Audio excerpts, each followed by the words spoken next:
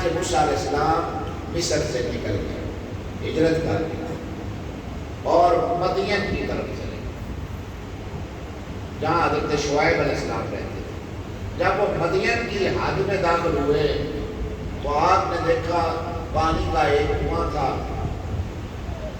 اور اس کنویں کے ارد گرد بہت سارے ایاڑی جو بکریاں چرانے والے ہوتے ہیں، وہ اپنی بکریاں لے کر آئے تھے، وہ انہیں پانی پلانا چاہتے تھے۔ جناب موسیٰ علیہ السلام نے ایک طرف دیکھا، دو نوجوان لڑکیاں کھڑی ہیں اور شرم سے انہوں نے اپنی نظریں جھکائی ہوئی ہیں، ان کے پاس بھی کچھ بکریاں ہیں۔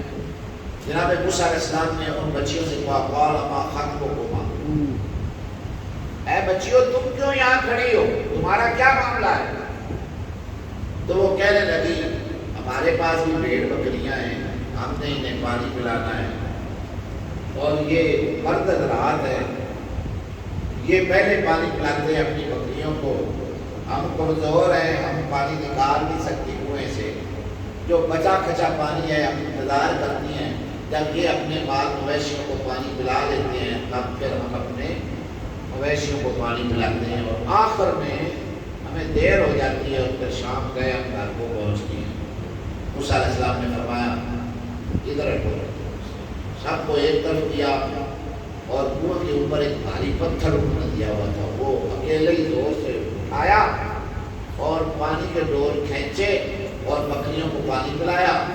اور وہ اپنی بکریوں کو پانی پلا کر جلدی اپنے گھر میں چلی گئی۔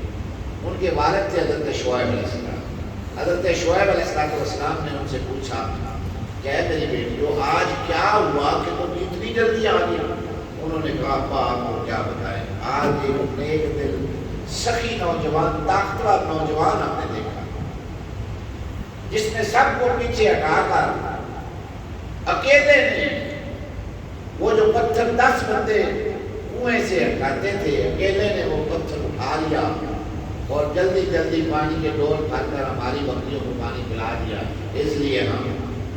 جلد تک اپنے مویشیوں کو پانی پلا کر آپ کی خدمت میں حاضر ہو گئی۔ ادھر موسیٰ علیہ السلام پانی پلانے کے بعد کنارے پر بیٹھ کے آپ کو بھوک لگ چکی تھی، خدا سے دعا کرنے لگی کہ اے اللہ تیرے بخار تھک گیا ہوں، مسافر ہوں، بھوک لگی ہے، اب میرے کھانے کا تو انتظام۔ شعیب علیہ السلام نے اپنی بچیوں سے جب یہ سارا واقعہ سنا تو کہا اے میری بچیوں جاؤ اس نوجوان کو بلا کر۔ ان بچیوں میں سے ایک بچی آئی جس کے بارے میں قرآن کہتا ہے فَجَاءَتْهُ إِحْدَاهُمَا تَمْشِي عَلَى اسْتِحْيَاءٍ، ان دونوں میں سے ایک لڑکی آئی چلتے ہوئے حیا کے ساتھ۔ کیسے آئی؟ حیا کے ساتھ۔ فَجَاءَتْهُ إِحْدَاهُمَا تَمْشِي عَلَى اسْتِحْيَاءٍ، ان دو نوجوان عورتوں میں سے خواتین میں سے ایک چلتی ہوئی آئی جناب موسیٰ علیہ السلام کے پاس۔ قرآن نے آنے کا سارا منظر بیان کیا، الاستحیاء، حیا کے ساتھ چلتی ہوئی جناب موسیٰ علیہ السلام کے پاس آ گئے۔ قالت، کہنے لگی ان ابی، میرا باپ یدعوکا، میرا باپ آپ کو بلاتا ہے، لیجزیکا اجر ما سقیت لنا، وہ جو تم نے ہمارے مویشیوں کو پانی پلایا ہے میرا باپ خوش ہو گیا ہے، وہ میں اس کا بدلہ دینا چاہتا ہوں۔ فلما جاءوا وقص علی القصص قال لا تخف نجوت من القوم الظالمین، موسیٰ علیہ السلام نے کہا ہمارا تعلق اس خاندان سے ہے کہ ہم جب کسی کی خدمت کرتے ہیں تو معاوضہ نہیں دیتے، میرا تعلق اس خاندان کے ساتھ ہے،